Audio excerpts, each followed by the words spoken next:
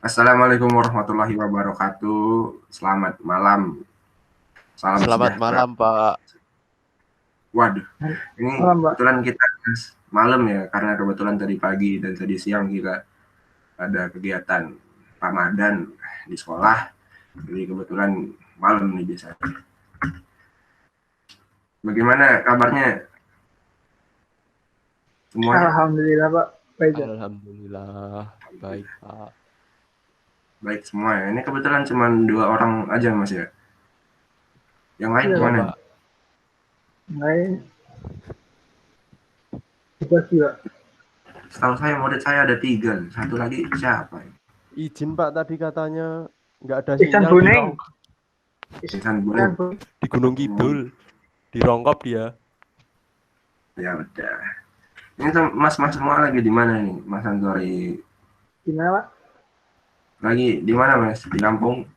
Di Ya, di kampung. Di rumah, Mas Pak. Iksan lagi?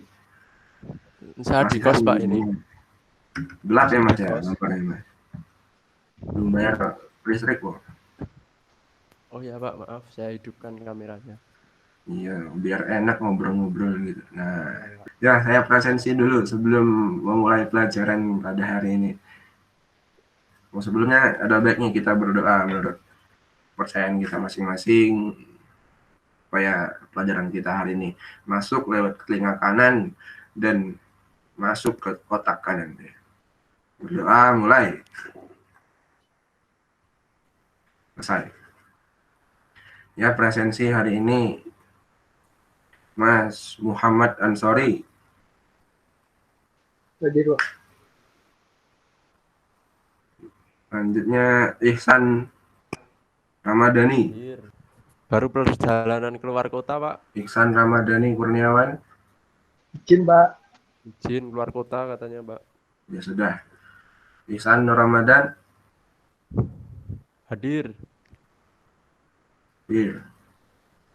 Michael Jackson. Sudah meninggal. Hari ini Bapak akan mengampu pelajaran tentang pemesinan bubut untuk kelas 11, 12 dan 10 sebenarnya. Tapi kebetulan ini Bapak diamanahkan untuk mengajar juga kelas 11. Sudah langsung ke materi saja, teknik pemesinan bubut ya. Nah, kali ini Bapak akan menjelaskan tentang pertemuan pertama kita, yaitu ini adalah kompetisi dasarnya. Kompetisi dasar kita mencakup 4 materi ini ya. Nanti saya bertahap akan Bapak jelaskan di masing-masing pertemuan. Yang pertama, pada pertemuan pertama ini kita menjelaskan tentang pengenalan mesin bubut. Nah, pengenalan mesin bubut dulu, lalu pertemuan selanjutnya baru kita menerapkan prosedur teknik membubut bentuk oval atau handle mesin.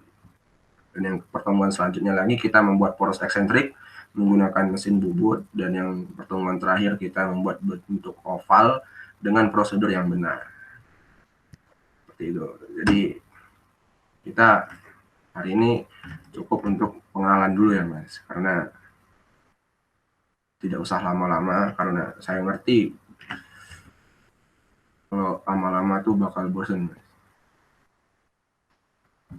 Ya, mesin bubut sendiri adalah mesin yang dibuat dari logam yang gunanya untuk membentuk benda kerja dengan cara menyayat, dengan gerakan utamanya adalah berputar. Nah, jadi yang berputar itu adalah bendanya, Mas. Benda yang terbuat dari logam tadi berputar, lalu gerakan pahatnya yang menyayat si benda tadi ya. Gerakan pahatnya yang menyayat benda tadi untuk supaya dia berkurang diameternya atau ukurannya. Lalu setelah berputar, benda tersebut akan mengecil. Nah, ini adalah macam-macam mesin bubut. Mesin bubut terbagi menjadi 3. Ada mesin bubut ringan, mesin bubut sedang, dan mesin bubut standar. Nah, untuk mesin bubut ringan, itu adalah yang diperuntukkan untuk pekerjaan membubut objek yang berukuran kecil dan ringan. Nah, mesin ini relatif kecil bentuknya dan sederhana dengan panjang mesin yang umumnya tidak lebih dari 1200 mm, sehingga sangat cocok untuk latihan dan industri rumah tangga. Dan mesin bubut ringan ini bisa diletakkan di meja atau di tempat mana saja sesuka mas-mas dengan sangat mudah karena ukurannya yang mini dari jenis mesin bubut lainnya. Karena memiliki berat yang ringan dan ukuran yang mini, mesin bubut ini bisa dibawa atau diangkat oleh satu orang. Dan mesin ini biasa kita jumpai di beberapa sekolah. Mesin yang digunakan untuk latihan dan pembelajaran.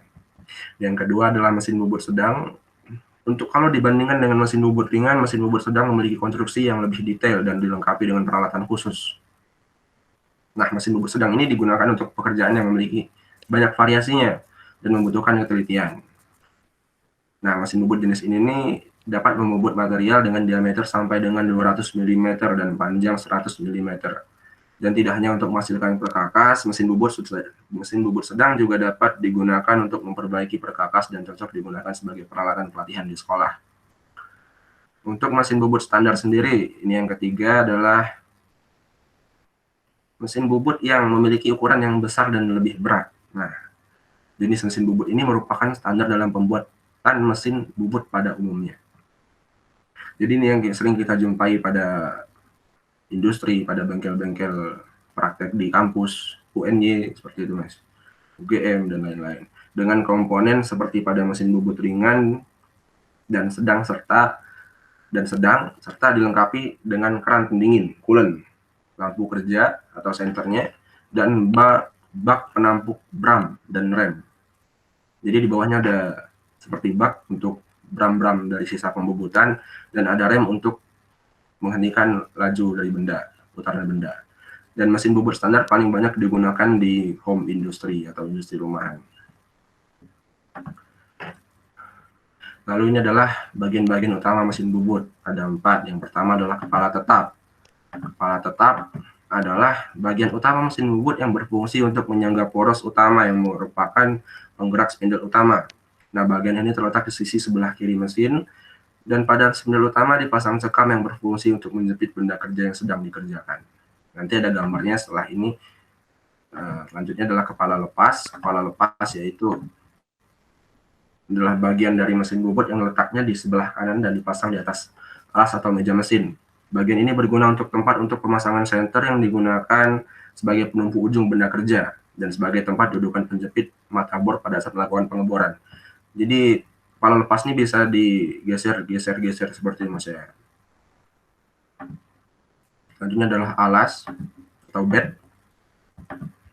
Alas ini adalah bagian dari mesin bubut yang berfungsi sebagai pendukung eretan dan kepala lepas, serta sebagai lintasan eretan dan kepala lepas.